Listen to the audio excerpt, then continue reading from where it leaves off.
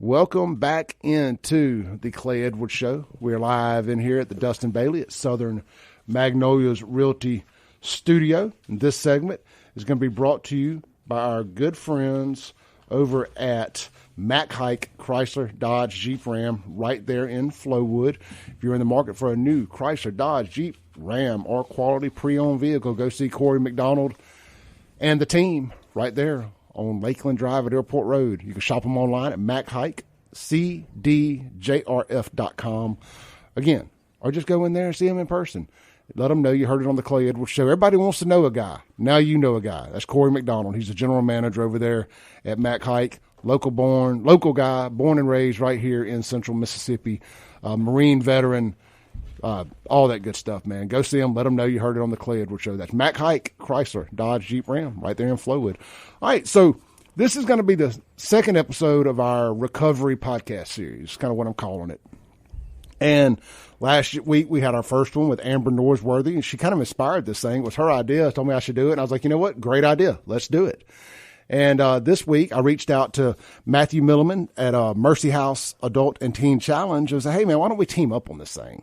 I say, I know y'all got a lot of good stories to tell. Your boots on ground doing this thing. And I was like, well, just help me out with some guests and stuff. Because everybody says they want to come and talk about it, and then it's time to do it, and people kind of get cold feet sometimes. So I appreciate Matthew coming out this morning, and he's brought along a guest, Eddie Buchanan, who is a success story, a graduate of the program. So let's just start with telling us the story of Mercy House Adult Teen Challenge, how it came to be, what you guys do, where you're at. I know y'all have been on this station for a long time, and I'm really proud to be involved with you. My first time in the studio was as an appearance on Kim Wade's show, and you were the guest that day also, and we got to meet each other almost 2 years ago. So, Matthew, tell us a little bit about Mercy House. So Adult and Teen Challenge has actually been around for a long time. And Clay, I appreciate you having us on the show. To all the listeners, we're glad to be here just to be able to share about recovery, that it's possible, right, that people can recover. Addiction doesn't have to define you. And so we're excited to be able to share about that. And so Adult and Teen Challenge actually started over 65 years ago in Brooklyn, New York. And a small town guy went down there and started helping gang members. And next thing you know, 65 years later, here we are. We've been around for 12 years, and our campus is in Georgetown, Mississippi. I like to tell people it's a retreat because, you know, if you're struggling with addiction and you live in Brandon, you need to get out of Brandon for a season. And so our campus is in Georgetown. We got 15 beautiful acres. We're actually having a fall fest out there this Saturday. If anybody wants to come out, see the campus, you can come out. There'll be games for kids, and you'll get to kind of see a little bit about what we do. But essentially, we're a retreat where men who are struggling with addiction, 18 and up, can come. And we're like a discipleship program. Yeah, we teach men how to get off of drugs and alcohol, but we're a lot more than that. You know, we want to teach men how to live in society because that's so important. You know what I mean? You got to know how to pay your bills. You got to know how to be responsible. You got to know how to take care of your family. You got to know how to do so much more that probably was put on the back burner because of your addiction. And that's not everybody. Everybody's story is different, but we teach a variety of things, you know, classwork, but also how to live in society. It's almost like a reentry program. Yeah, it's essentially. You know, I mean, part of it, you know, the teaching people how to be an adult. Right. You know, we take that for granted. You know, everybody's upbringing, everybody's story is different, like you said. You know, to be able to learn how to do these things and learn what's expected of you. I know you guys, you have what I love the thing y'all do where people are out there selling the woodwork, right? Right. That is you guys, right? That's us, yeah. Okay. I'm making sure. I was like, I hope I'm right about that. I love that because it teaches people how to engage with people. And I think that is a lost art, making eye contact and having to talk to folks. And I know there's some great stories around here that allow you to do it. I know the Vowels there in Byram. That's the first one that comes to mind. And great business owners like that, knowing that it's for a good cause and letting their customers be taught to and stuff. But I think that builds relationship skills for people and how to talk to people. And that skill is going to carry into a job interview. That's right. Or whatever the next case may be. Like there's a point in it. Yeah, well, like work study it's a forgotten thing because most men and a lot of women are working every single day. Some go to a job, some women working home, taking care of kids and taking care of family, which is equally important. But you're going to work every day. And we forget sometimes that because people have been struggling with addiction, they don't even know how to function sometimes at a job. And so that's huge. Teaching just daily responsibilities. Like our program is structured, right? I mean, you have to get up at a certain time. You got to have your bed made. We have a strict structure that we believe is important for the rest of the guys that come through our program's life, Well, they take that into their day-to-day life. That's So right. This is what's going to be expected of me. I'm learning a skill. Yeah. Even if it's just structure. My structure goes so far. And I mean, look, I'm a recovering addict myself. I've told my story a bazillion times. I did not go to a program, but you mentioned like a retreat. And that's what I did. I went to my parents' house for however long I was there. It started, I think it was going to be a month, and I ended up staying there 5 or 6 years because I didn't want to get back out and trust myself to it. But you have to separate yourself from, it's going to be hard to quit doing drugs. Everybody around you is still doing drugs or alcohol or whatever the case may be. I love the retreat aspect of that. Yeah. Well, you've got to change your people, places, things. We know that. And the good thing is that it's possible.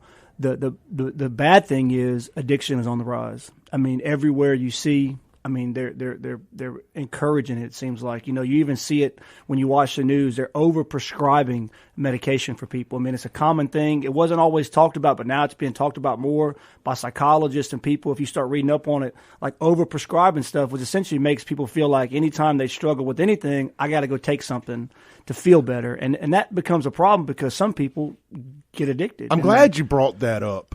And Eddie, feel free to chime in at any time. I'm just we talk a lot. I'm glad you brought that up. Are you seeing a rise in people coming in that are maybe addicted to antidepressants and stuff of that nature outside of your typical? Because I know, like when we think drug addicts, this is my stereotyping here. I think cocaine, meth, alcohol. Right. Those are the things. Of course, pain pills. Opioids. But are we seeing a rise in prescribed antidepressants? So I'm gonna briefly answer that, and then I'm gonna let Eddie talk because Eddie, obviously struggled with alcohol, and he's going to share a little bit. But he also was on antidepressants and a bunch of other stuff. And Eddie, correct me if I'm wrong, but doctors have prescribed you multiple kinds of antidepressants and different things that you had taken, and a lot of that was stemmed from the addiction you were facing. Because we're not saying that everything. I don't want people to mishear me. Some people need to be on medication. I'm not saying there's anything wrong with that. Each individual case is different. Don't mishear me, because we know some people that need to be on stuff, but a lot of times it's overprescribed. And Eddie came into our program. He was taking how many? You're taking a variety of different things. A lot of medication. Yeah. Yeah. So I tell you what, I've seen a rise in that is destroying people from the inside out, and that's these Zoloft type antidepressants. Not like just Xanax, where it's take a pill and you're high or happy or whatever the case may be. It's these I call ramp up medicines, where you got to take them for a week and get them in your system good, and because that is destroying. It's turning people into zombies. Well, they started me out on antidepressants at 19 years old. And I was on them for 30 years. And when I went through Teen Challenge, they took me off all my antidepressants. And it was hard at first. There was a transition. But now I'm not on any psych meds. And I'm doing way better than I've ever done. I mean, I've learned how to be happy and put on joy without having to turn to a pill. And like Matt said, not everybody, some people do need medication. And that's between you and your doctor. But for me, it's been just an amazing freedom that I'm experiencing now, not having to be on the psych meds or rely on the psych meds. Not having to force happy. Yeah. Exactly. Yeah. So it's great. Well, and then if your mood is tied to a substance, we've got to look at that. And people listening should look at that. If you've got to have that substance to have a certain mood, then that can turn into a problem down the road. And so Eddie, when he came into our program, I mean, he was broken. He don't mind me sharing this. I mean, he was in a very a dangerous place. I want to say even suicidal, and just life really was over. And he comes from a well-to-do family. I mean, he's not, and he experienced some hardships in his life, but his life was just a mess. And he came into our program not even knowing how or what to do, and just listened to what we said, and just started applying principles to his life, and started working hard, challenging himself, and his life just slowly started changing, But he never could see getting off some of that medication he was on, and all we told him was, let's try. And so we kind of weaned him off some of the stuff he was on, and I mean, he's done well since then, and really has found a purpose from it. But really, you realize that probably a lot of why they were giving him stuff was he was over medicating on alcohol and other stuff too that affects parts of your body chemistry, so it makes you feel like you need something else. Yeah, well, yeah, you're not supposed to drink with those antipsychotic medicines, or in any kind of antidepressant or whatever. And then you throw that alcohol, and it's not having the desired effect of what the medicine's supposed to do. I can only assume. I mean, I did my fair share of all the different abusings of alcohol and drugs and everything. So I just speak from a little personal experience there. Eddie, so you say you started being prescribed the meds at around 19? Around 19. Did you want me to kind of go through my story? Yeah, let's start. We got about 2 or 3 minutes for our first break, but I thought we would kind of start introducing people to you and kind of starting to tell the story a little bit. Like, where did it start? It's usually, there's always a beginning, a middle, and the end is recovery. So let's start at the beginning there and kind of tell people how you ended up going down the path you went. Well, I guess around 19, I was suffering with depression and obsessive compulsive disorder, and I went to different psychiatrists, and they prescribed me these different medications. And so I started on that, and around 30 years old, I started to drink and smoke pot every night. I mean, my attitude was, I'm not going to be depressed anymore, so I'm going to do this every night because I'm not going to feel this. I don't want to feel this way anymore. So that became a daily thing, and I had various jobs. I did different things. I never really did have any direction in life. And it was just, the story, I did that until I was like 50 years old. I did get my Barber license at like 38 years old. My dad, he said, you've got to do something. You need a trade. So I went to barber school for 14 months. I never really wanted to be a barber, but it was something I could do quickly. And at 50, I hit rock bottom. I moved into my parents' house, lost my job as a barber, and I stayed sober at their house for like a year. And then while they were out of town one weekend, I decided to call my weed guy. My back was hurting. I was depressed. I was like, I'm just going to see if his number still works, and his number worked. So I relapsed at their house. They would go out of town a lot to their cabin in Enon, Mississippi. So I started doing weed behind their back. And one day I was just in the convenience store after being sober from alcohol for 10 years. And I was like, why not just get a 12-pack like old times? So I got a 12-pack. I relapsed on alcohol at their house. And really, I hit rock bottom one night while they were out of town. I was mad at my dad, and I just got into a rage. I was drunk and high, and I started tearing furniture up and breaking doors and chairs. And I woke up the next morning, and I was like, I've got to do something. And David Dillmore had been encouraging me to go to a teen challenge, and I was like, I'll go to teen challenge. My parents came home, and I tried to smooth it over, but I'm 51, they're 73. I'm going to lose them. I'm going to lose everything. So I've got to do something. So I went down to Teen Challenge, and then, I can continue the story whenever you want me to, how it went when I went to Teen Challenge. Yeah, I'll tell you what, let's go ahead and take our break real quick. And when we come back, I want to tap into that. You're doing great. This is the Clay Edwards Show. I'm joined in the studio this morning by Eddie Buchanan and Matthew Milliman with Mercy House Adult and Teen Challenge. And we'll be right back on 103.9 WYAB. Breaking rules when necessary. Welcome back into the Clay Edwards Show. This segment is going to be brought to you by our good friends over at Lakeland Glass and Tint. Jason Anderson and the team out there in Flowood doing big things. If you need your automobile windshield replaced, Lakeland Glass and Tint. If you need your vehicle windows, your home windows, or your business windows tinted, Lakeland Glass and Tint, they will come to you and tint your home and business windows also, not just your automobile. Check them out online. You can book your appointment, get all the pricing information and everything, lakelandglassandtint.com, where quality matters. Give them a call today, 601-946-1000. All right, man, I am joined in studio this morning by Matthew Milliman with Mercy House Adult and Teen Challenge, and one of their recent grads, one of their success stories, Eddie Buchanan, sitting here telling his story, his testimony of addiction and recovery. Eddie, let's pick back up where we left off there. You relapsed. You tore a bunch of stuff up at your parents' house. You had a friend that suggested Teen Challenge to you. You said, yes, I'll go. Yeah, I said, yes, I'll go. So my dad drove me down to Teen Challenge, and I got to Teen Challenge, and I hated Teen Challenge because there's rules. You have to be up at a certain time. You're living with all these other men in these dorms. And I tried to leave. I told my dad I want to leave, and my dad said, if you want to leave Teen Challenge, you can go to Gallatin Street. He had control of my money. He had control of my phone, my car. Gallatin Street. I can't live on the street. I don't know anything about so that. when he says Gallatin Street, he just means go to live on the street. Like you're not coming back. Like it was tough love. It was what was necessary.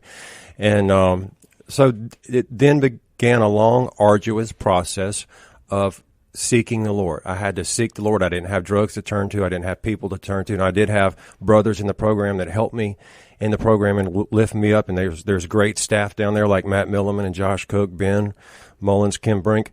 And but it was a slow process, and I just had to seek the Lord with everything I had, really seek, a sincere thing. And I just cried out to the Lord on the altars. They have altars, and we have a chapel. I need you. I have to have you. I can't do this without you. And it was something that was real. It wasn't religion. It was a relationship. It was a spirituality. And slowly through the program, the Lord started restoring me. He started restoring my confidence.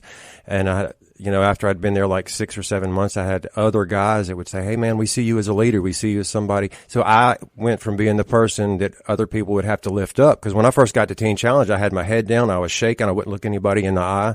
And, through the program, there's structure in the program. There's classes in the program. And if it wouldn't have been for Teen Challenge, I wouldn't be where I am today because I needed that program. So anyway, 7 or 8 months into the program, I start seeing myself as a leader. I start reaching out, mentoring other guys, lifting other guys up. And, now I've graduated in this past January, and it's just amazing what the Lord has done. Well, there's a buy-in factor to it, right? You have to buy in. I mean, there's guys that go into the program and they just coast through that maybe they're trying to beat a charge or something else. But I bought all the way in. I was at the end of my rope, Clay. And when you start to see it work, after, I guess, you're probably 2-3 weeks in, you start to see little things, the process is working, you're working the steps, then that motivation kicks in. And that's when you talk about lifting other guys up. And you start seeing other guys come in the shape you were in. And that's got to recharge your battery when you've reached the point of kind of mentoring or helping lift the guys up and stuff. That's got to be a real crossing the Rubicon moment for you. Well, it kind of goes to, like, you're starting your recovery in your life, and it's about you, and it has to be at some point, but eventually it gets to other people as well. You're still working. When you're in recovery, you're really in that the rest of your life, but you're more living your life for other people as well. You're working on your issues, but when you learn to start giving back to people and using what God's done in your life to help other people, that's when it begins to shift, and that's when things begin to really change in your life. You have to give it away to keep it. Yeah, it's like when everybody wants to hold control of everything, and it's all about me, and that's really what children do. Like in recovery, we see it all the time. Guys come through our program, and you didn't talk to me right. You didn't do this happened, that. And we use all those things as crutches, and we don't realize it's keeping us down. But when you release that stuff and you recognize, look, Eddie had to take, his life. He had to say, look, I messed up. I did these things. I have to take ownership. I messed up. Like, I did these things. It's not anybody else's fault. Doesn't mean things didn't happen. I'm in recovery. And a lot of bad things happened to me. I had a lot of hurt, a lot of pain I had to walk through, but that's not an excuse to just live however you want to live. You have to take responsibility for your own life, from the power of the Lord. Like, I can't blame my past or what my parents did or what my friends do or staff. When guys would come in the program, I'm a barber, and I would cut their hair, and I'd be sometimes the first person they would talk to other than staff.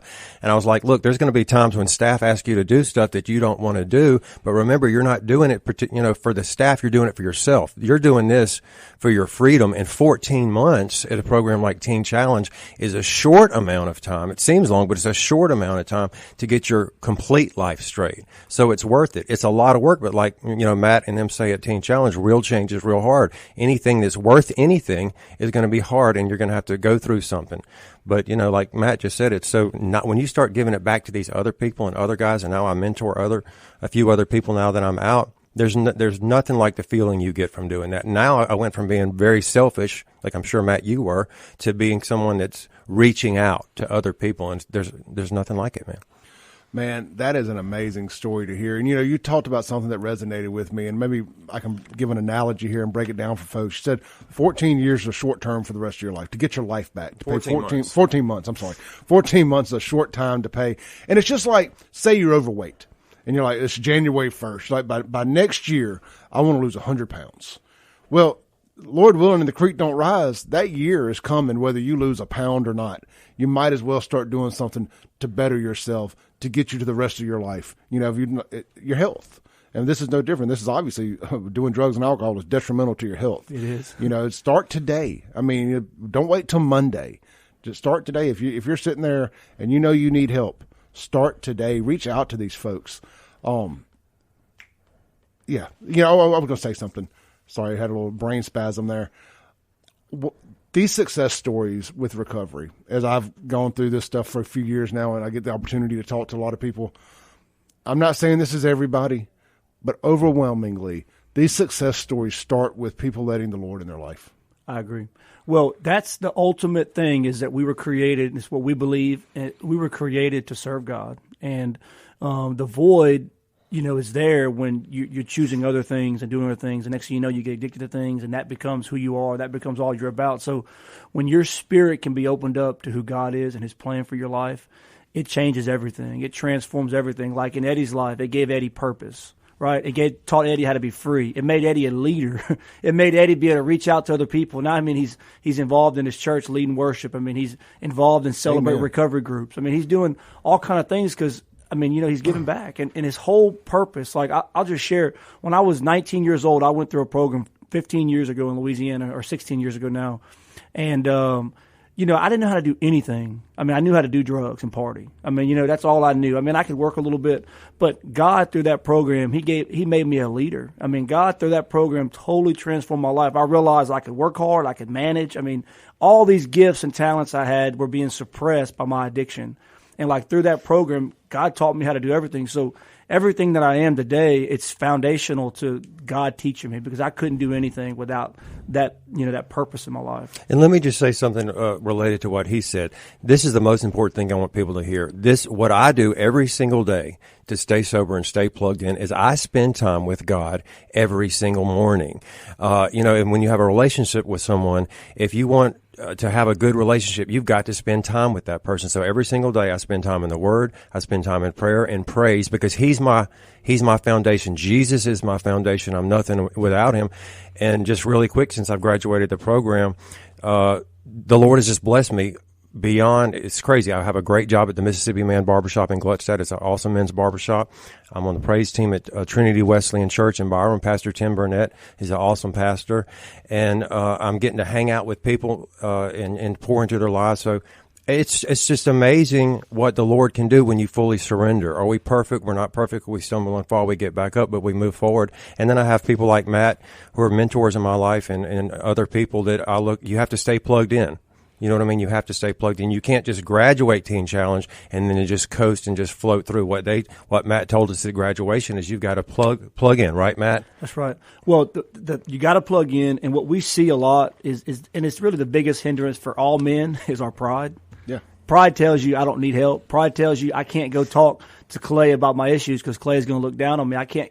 Eddie can't come talk to me because I'm the executive director and I'm going to look down on him, or because I'm the executive director, I can't have problems. No, look, I got problems. I got issues that I have to work through daily. And so pride is a killer, man, for people in recovery. Like, I'm not going to go get help. I don't need to go to CR tonight. I don't need to go to AA today. I'm good, you know, and you start hearing that I'm good. Next thing you know, you ain't good. So it's actually a humbling thing, but it's necessary for us to stay humble the rest of our life and to go to people, build relationships, do things that are uncomfortable, be willing to bare your soul. You can't bare your soul with everybody. You have to be careful who you tell your information to, but you have to find people you can trust, and you've got to talk, and you got to make sure you ain't getting ready to walk off a cliff, because it's easy to do. You know, you don't even realize it. Next thing you know, walked off a cliff because you don't want to listen to anybody. Too much pride, you know? Yeah. Tell you what, let's take a break real quick. When we come back, I want to ask y'all a question. What is recovery? Is it the same thing for everybody? Can people do it differently? What do you see with that type stuff? This is the Clay Edwards Show. We'll be right back on 103.9 WYAB. Welcome back into the Clay Edwards Show. Sorry about that. Sometimes the conversation is so good during the breaks, we forget that we are not live on the radio.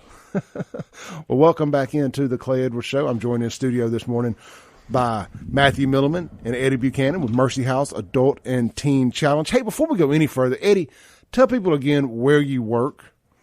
I'm at the Mississippi Man Barber Shop. It's a men's barber shop in Gluckstadt, Mississippi. It's a great experience. We do the hot razor shaves, we do the beard trims, the fades, whatever you got. It's owned by Andrew and Melissa Werhan, and they are great people, and they lead and also want a great organization. And I go to church. I want to say this at Trinity Wesleyan Church. It's in Byram. Pastor Tim Burnett and his wife Christy. Tim is just the most down to earth guy, easy to talk to. He loves the Lord, and he preaches right from the Word, makes you feel right at home. But that's at 6950 South Sowell Road. We meet at 10:30 on Sunday mornings. They have Celebrate Recovery, and they have an there. awesome Celebrate Recovery. Chuck Perry leads that on Thursday night, and that's I think it's 7:00 or 6 or 7. You'll have to check with that, but it's great, man. We really enjoy it. All right, we got a call. Let's take a call real quick. This is Scott. He texted in and asked could he call in. Hey, Scott, you're on there. Hey, Clay. Thanks for taking my call, man. Appreciate that. Yeah. Matt might know me better. Clay knows me because I used to work with him back when he was going through his struggles. And Matt might know me better from Saturday mornings as the worst golfer he's ever met. But look, knowing some of the guys, and we've got other people in our group,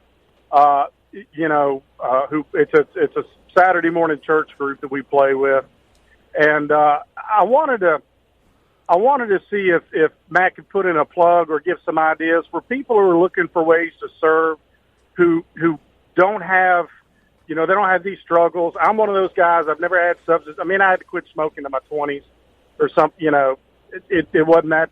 I don't remember being that bad, but I never had any substance abuse issues. Never had any of that stuff.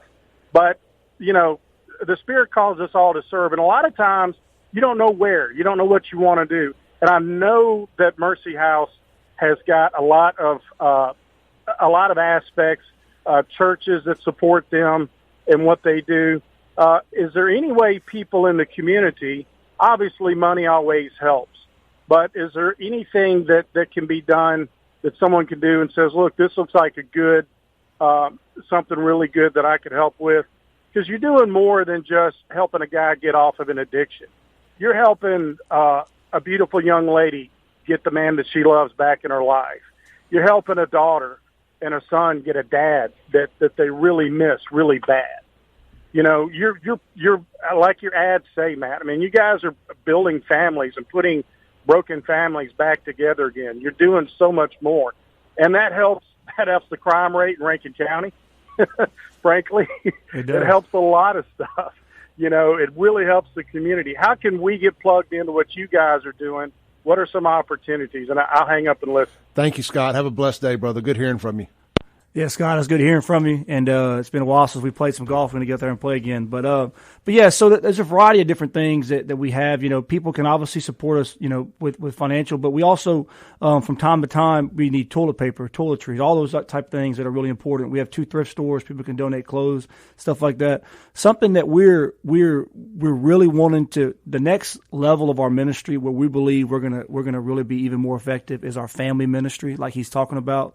We know we're restoring broken families one man at a time, putting fathers back in the home. I mean, that's huge, right? When a man gets right, gets sober, gets right in his relationship with God. Well, I mean, not to drag you into my Jackson drama, but that's a huge problem with what's going on in Jackson is there's not a father in the home. That's it. In a lot of these homes. And if you can get the father back in the home, it's prevent defense, right? Yeah. You can prevent so much. Yeah. Well, the bad part is studies have showed, I don't have them all right in front of me, but when a guy is an absent father, I think it's like it's 70 or 80% more likely that his son will be an absent father. So it doesn't just start. It goes down, trickles down because they don't know any better. And so it's like generational poverty. It really is, and really we have to have men rise up. So that's something that we're really wanting to do. And so there's going to be opportunities for mentorship and getting a wife and a couple that's doing good, living right in different churches to partner with a couple that's going through our program and help them and mentor them and encourage them. So that's a way. We also have different opportunities to serve. People want to come out and serve, serve days that we're working on. Like we just had a church come out. They laid all our pine straw, decorated for fall. We have a fall day coming up this Saturday. And so there's a variety of things like that, that you can get involved with. How can they reach out?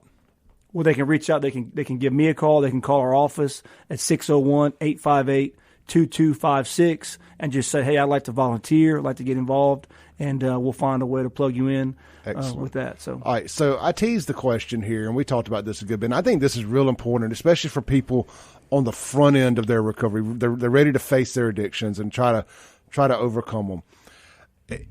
Recovery can mean different things to different people. Let's just say, for instance, that I have a pill problem, but I also drink. And I'm like, okay, well, it's the pills that are controlling my life. That's what's got me on the treadmill every day, running in place, chasing pills, waiting on my drug dealer here, waiting on my drug dealer there, doctor shopping, the whole vicious cycle. Trying to split them up enough that I don't get sick before I get any more. Everybody knows, if you've gone through it, what I'm talking about here. So, all right, well, I quit doing those, but it's okay if I still drink, though, because that's not what had me on the treadmill was alcohol. Or maybe it's maybe you're doing meth and cocaine, and you're prescribed pills. Maybe that's a better analogy. You're prescribed your pain pills. As long as you're not mismanaging those, it's okay, though. I can still call that recovery. What do you guys think? I mean, it should be a cold turkey deal. That's what I believe. It should be a cold turkey thing because, and it's different for everybody, but really, if you're trading one for the other, you're really still in bondage to that. You're really still a slave to that substance. And so we think it should be when you're going into recovery, you should get off. You should be attempting to get off everything. It's like Eddie said, when you got down there, they took you off all your antidepressants. They took me off everything, and it's not what I wanted to do at the time, but it ended up being the best thing for me, But his life became whole, and that's what people need to know. You think you can't, but you can. Like, you can get off those things. It's different for each person. You have to find what that is, but if you're listening and you're involved in stuff like that, what he just said gave me chills. You think you can't, but you can. You don't understand what you really can accomplish if you put your mind to it and let the Lord lead you. And that's what Teen Challenge does. They force you in ways to do things or push you that you wouldn't ever be able to do. But there's no way I'd be able to do what I do now if I wasn't in that program. And you think you can't, but you really can. You can do way more than you think you can. That's right. Amen. Yeah, the trading one vice for another, and let's just, we'll use the alcohol as an example. It's like, okay, well, I quit doing pills or meth or whatever, but you catch yourself filling that downtime with just more of the substance that you've decided wasn't that important. It will say alcohol. It's like, oh, well, I was only drinking like 2 beers a night because I was filling the other void with the hardcore, whatever the addiction was. But for how long? Yeah, and then you start saying, well, now that 2 beers turns to 6, turns to 8, turns to 10, turns to 12, turns to liquor, turns to a disaster. Downward spiral. Absolutely. Well, this is the thing, if I have a few minutes, I don't know if you're getting ready to go to a break or not, but this is the thing, that God has a plan for each one of our lives. I never knew that. I was a strung out drug addict. On crack, everything else you can name when I was, from 15 to 19. You can't even believe somebody, if you looked at me today, you're like, man, I can't even understand how you was involved in all that stuff. But I was strung out. I didn't know what love was. I didn't know anybody could love me, much less this God they talked about could love me. And when God's love reached into my heart, in my life, and he told me I could be a different person, I could change. It transformed everything about my life, purpose. It's a beautiful thing. I had vision for my life, freedom, and so that's ultimately what it is. God can fill whatever void is in your life, and God loves us so much, and he desires for us to walk in freedom. So you can trade one for the other, a substance, but ultimately, how long can you do that? How long can you just have one? So yeah, let's take one more call here on the Mac Hike and Flowwood phone line with the guys. Hey, you're on there. Oh, hey, you're on there. Hi, this is Sylvia. Good morning. Hey, Sylvia, you got about 1 minute here. Okay, I just wanted to ask, should the word recovery be replaced with the word of Christ being the center of helping you and doing it through you to be the type of person he wants you to be, and not the word recovery? Maybe I'm missing it, but that's all I wanted to ask about. Well, maybe I can answer that. What I was going to say is the word recovery, Christ is my recovery. Like, as long as my relationship with Christ is number one, I have that vertical relationship with him, then everything else works out. You know, it says, seek first the kingdom of heaven and all these things will be added unto you. If I search horizontally for people or drugs or money or power or fame or pride to fill me up, it's never going to fill me up because we all have a God space within it, so they don't have to be filled by God. I like the vertical. So it's the vertical. If my vertical is right, then all my horizontal is going to work out. If I seek horizontal first, then nothing's going to work out. So yeah, to answer her question, recovery is Christ. Like Matt just said, the love of God comes in and fills you up like nothing else. It's amazing. I never thought it was real like that, and it's real. Absolutely. Let's take our last break of the day. We'll come back, land the plane, talk a little bit about Mercy House Teen Challenge, how you can sow into that ministry. This is the Clay Edwards Show, and we'll be right back on 103.9 WYAB. Breaking rules when necessary. Welcome back into the Clay Edwards Show. As we get ready to land this plane today here with Eddie Buchanan and Matthew Milliman with Mercy House Adult and Teen Challenge, one of the things we were talking about during the break, real quick, tonight, or Thursday night, 6 p.m.? Yeah, Trinity Wesleyan Church, 6 p.m. Is their Celebrate Recovery. And what Matt was just talking about is if you're in the struggle of addiction, start the fight now. Come out to a Celebrate Recovery somewhere in your area and just start the fight. Get engaged. Yeah, you don't have to jump all the way into a 14-month program. Get out to a meeting tonight. One of the things we were discussing, I think is so important, if you were at your 100th day or 200th day or 3,000th day or 6th year or whatever point of recovery and you fall off the bicycle one time, it's only got to be one time. Get back in the race. Hallelujah. You can wake up the next day and start over again. Don't let that and I always go back to using a diet analogy. Just because you had pizza one night doesn't mean you got to have it every night. That's right. You know, you can say, okay, I messed up tonight. Let me get back. Tomorrow's a new day. Sleep it off. Get back at it. Well, and that's important for anybody listening. If you're struggling with addiction or just anybody, like, keep fighting. Don't quit. Like, just or if you're struggling, you've never fought, but you realize now you have a problem. Start today. Okay, what do you need to do today to get this off? Do you need to be going to a Celebrate Recovery? Do you need to be going to an AA meeting? Those are good things to do. Are you plugged into your church? Are you going to church? I mean, these things are important, but there's groups that can help you, short-term programs that can help you. I mean, there's a lot of things that can help, you know, wherever you're at. But the thing is start fighting. You know, don't just lay down and just roll over and quit, because you're talking to guys or you're hearing guys that have, and even you, Clay, we've overcome some of these things, and we're fighting every day. We haven't, you know, completely fixed every problem in our life, but we're fighting. And well, I mentioned the trading drugs for, it's okay if I have a couple of beers tonight, because that's me. I'm talking about myself. Right. You know, I'm like, well, you know, it's okay. I don't do drugs, but, you know, I keep a 6-pack in the fridge or 12-pack or whatever, you know, and these are my battles. You know, and I've watched it ruin people's lives close to me and mine at one point. You know, so that's why I want to talk about these things. I think it's okay to ask these questions. It's okay to talk to somebody, man. If you guys out there are struggling right now, reach out to me. I'm easy to find, but the email, clay@wyab.com. I will gladly talk to you guys, you know, any way I can. Real quick, we got about a minute left. Matthew, tell people how they can reach out to Mercy House Teen Challenge. So Mercy House is one of the best discipleship programs. I'm biased, but I really believe that, to help people overcome drug and alcohol addiction. And so we run strictly on donor support, people support. So we have an auto center in Crystal Springs. If you're looking to buy a quality used car, we keep about 60 to 70 cars on our lot.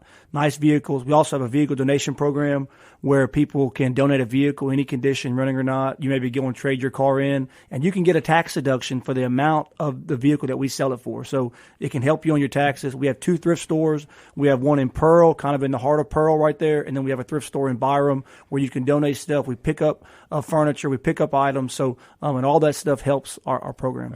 Eddie, the Mississippi Man Barbershop in Gluckstadt. Mississippi Man in Gluckstadt, Trinity Wesleyan Church in Byram, 10:30 Sunday morning. All right, guys, thank y'all so much for coming in. I really think we're going to end up changing lives with doing this every week. We're going to reach out to people who may not have seen it coming. This has been the Clay Edwards Show. You have Stephen Yatroska coming up next, filling in for Mike Madison. I will see you guys tomorrow, 7 a.m., 103.9 WYAB.